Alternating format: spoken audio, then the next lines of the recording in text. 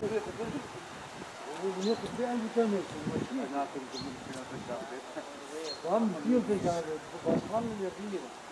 müjdesine de erişelim. Ennelehum cennetin tecri min tahtiha el-enhar. Şeylerin olmadığı o ebedi saadet yurdunda Cenab-ı Hakk'ın ikramına nail olur.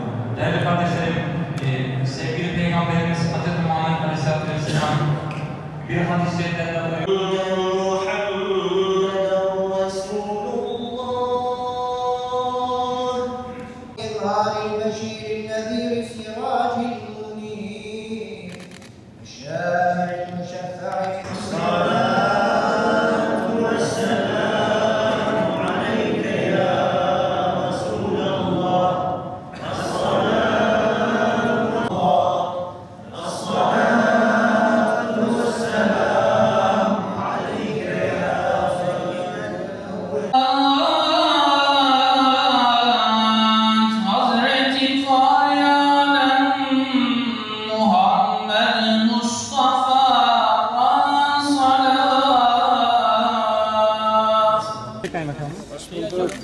Sağ olun Kaymakam Bey. Nasılsınız? İyi misiniz?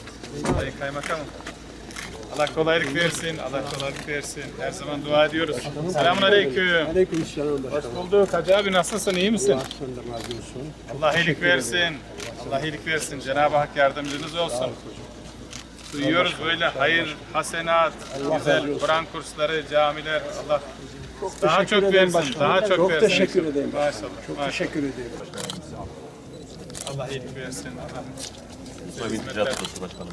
İyisiniz inşallah. Allah iyilik versin. İyisiniz inşallah. Maşallah. Hoş bulduk. Çok şükür iyiyim. Nasılsınız? Cumanız mübarek olsun. Peygamber Efendimiz nasıl ki Medine-i Münevvere'ye hicret ettiğinde ilk yaptığı iş orada Mescid-i Nebevi'yi inşa etmek olmuş.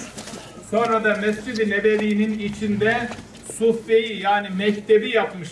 Biz istiyoruz ki camilerimiz hem ibadetlerimizi yaptığımız yerler hem de dinimizi öğrendiğimiz mektep, medrese ve benzeri konularda camilerimiz bizlere hizmet etsinler. Cenab-ı Hak hayır sahibi bütün kullarının yapmış olduğu hayırları kabul eylesin inşallah ve bu camimizi temelinden tamamlanmasına kadar yapılmasını sağlayan Abdülkadir Bey'den, bütün geçmişlerinden Allah razı olsun. Rabbim bu camimizi inşallah ezanlarını eksik eylemesin. Ezanlarıyla şehadetleri dinin temeli olduğunu öğrendiğimiz eşhedü en la ilahe illallah, eşhedü enne Muhammeden Resulullah ifadelerini kıyamete kadar daim eylesin inşallah. Ben tekrar katılımlarınızdan dolayı hepinize teşekkür ediyorum. Din-i Mübin İslam'ın öğrenilmesine vesile olacaktır. Allah tekrar emeği geçen herkesten ve özellikle bu caminin banisi Hacı Abdülkadir Yıldırım Bey'den razı olsun. Bütün geçmişlerinin ruhu şad olsun diyorum. Bismillahirrahmanirrahim diyerek camimizin açılışını gerçekleştiriyoruz. Allah hayırlara vesile eylesin.